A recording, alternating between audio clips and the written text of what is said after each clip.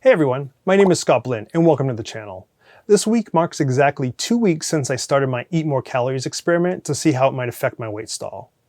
I also give a crash course on the dawn phenomenon effect and dive deep into the concerns some people seem to have about how it affects them versus others. And lastly, I also have a bit of personal news to share at the end as well. So without further ado, let's dive into episode 6 of Type 2 Tuesday.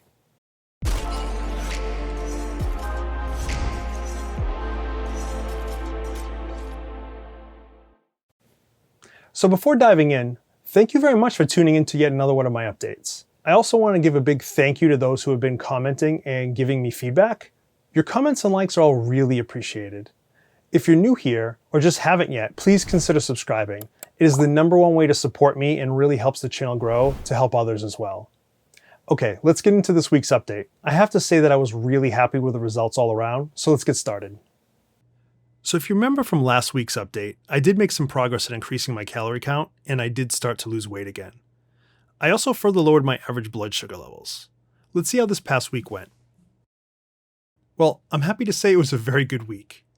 Here you can see that my fasting morning glucose average went down to 105.6. And my daily average went down to 103.3, which was awesome. For my waist measurement, I lost half an inch. And yet the best part? I lost over 3.5 pounds last week. At this point, I have to say that my experiment of eating more to start losing weight again has been a success all around, and I'm psyched. Let's take a look at my calories for the week and see where I was at. My average went up by 215 calories per day, giving me 1,905 calories per day average. As I mentioned last week as well, this isn't easy to do, but I did find eating certain meals made it easier, mostly a couple large ribeye steaks I ate during the week. I also added in more butter than I had been where it made sense, and that helped as well. Lastly, as a reminder, I have not done any full day faster in this experiment. I still do my daily intermittent fasting and just eat 2 meals a day. I'll continue on with this approach for the future until I'm really confident that the increase in calories was the key. For the questions section this week, I'm doing something a little different. I'm on a lot of various diabetes support groups, and I've noticed a trend.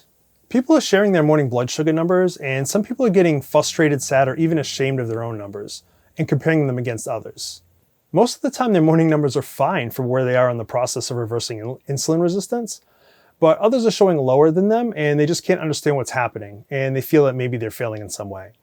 Well, today I want to explain a bit about the infamous dawn phenomenon effect, and the reasons why your numbers may seem higher than others. And that has to do with timing. I've got some visuals for this one, so let's just jump in and see if we can help people understand a bit more about the basics of dawn phenomenon and why testing time matters. I wanted to start by giving a quick and fairly simple overview of what dawn phenomenon is for those who might not know. I found that many diabetics have never heard of this or understand what it is exactly. Basically, it's the term people use when, even though you were asleep, you have higher blood sugars in the morning than you did when you went to bed. You might even be wondering if you were asleep eating an entire cake or something. Well, I can almost assure you that wasn't the case. What's really happening is your body is making its own sugar while you sleep. I get it, it's not fair. There's a reason for this though. Your body is making glucose before you wake up to provide your brain and body with some initial fuel to get you kick-started. It does this by having your liver turn stored glucogen into glucose and putting it into your bloodstream. This process is called gluconeogenesis if you're interested in learning more. The problem type 2 diabetics have is that we don't produce enough insulin naturally to force our insulin-resistant cells to use that glucose and get it out of the blood. So it sticks around and gives high morning blood sugar numbers when we read them. There is also a myth floating around that only diabetics have dawn phenomenon, and that's just not true at all. It's part of the process in how us humans wake up, and everyone experiences this.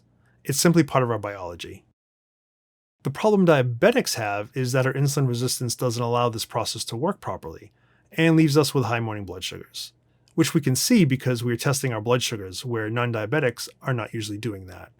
Also, we tend to get them higher, and I'll explain that more in a minute. Reversing your body's insulin resistance will help to reduce the dawn phenomenon effect over time and can be a good marker as to how well you're doing on that front. Another short-term way to help with this, assuming you're on a low-carb ketogenic diet, is just to try not to eat later in the evening. As I mentioned in past videos, this seems to help a bit with me. One other thing on this topic I wanted to briefly mention is the Somogyi Effect. It is basically the same problem as dawn phenomenon for diabetics, but the cause is different. The Somogyi Effect is caused by the body responding to low blood sugar, also known as hypoglycemia. It does this by trying to make its own glucose in response to your low blood sugar to protect you, and uses the same process to do it. The liver makes the glucose. The problem for diabetics is that if the glucose can't get into the body's insulin-resistant cells, the body still thinks it needs even more glucose and keeps making it, desperately trying to recover from what it still thinks is low blood sugar, even though there's now plenty of glucose in the bloodstream. Anyway, we're not going to be focused on that today, but I did want you to be aware of the condition for those that might be experiencing that as well and want to do some further research. Okay, back to the dawn phenomenon. Let's take a look at an example of how this works in practice.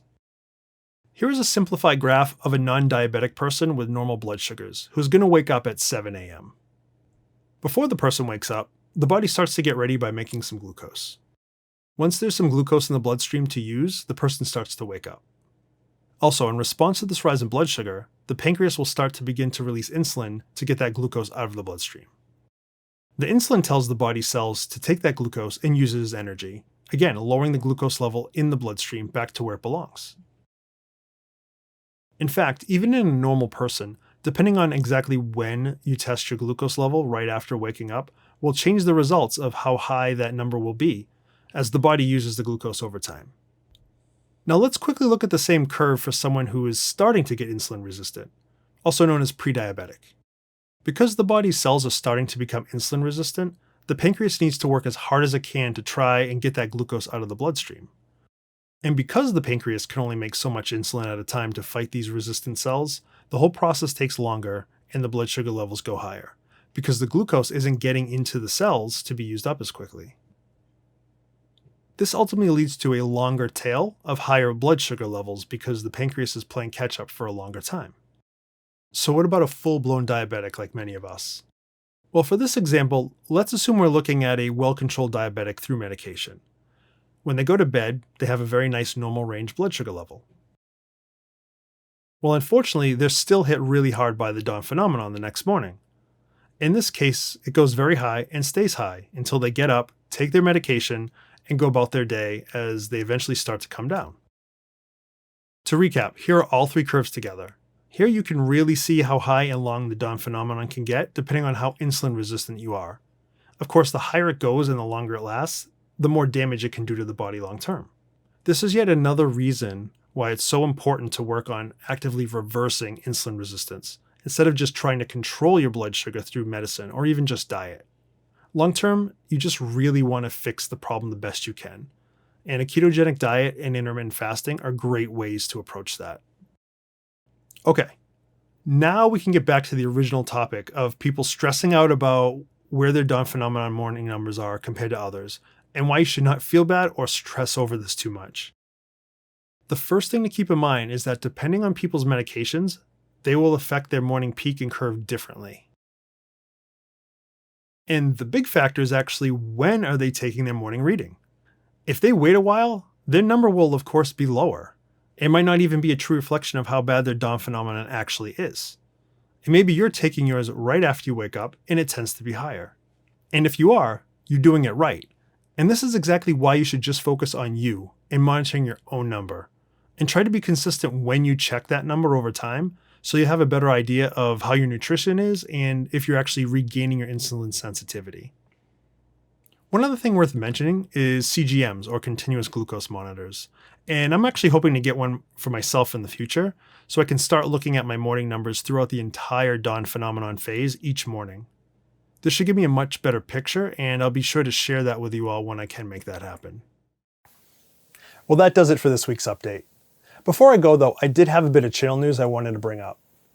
While this channel stays focused on my journey of reversing type 2 diabetes and helping others to do the same, I did want to share a bit of personal news, mostly because it could have a short-term impact on my future videos at some point.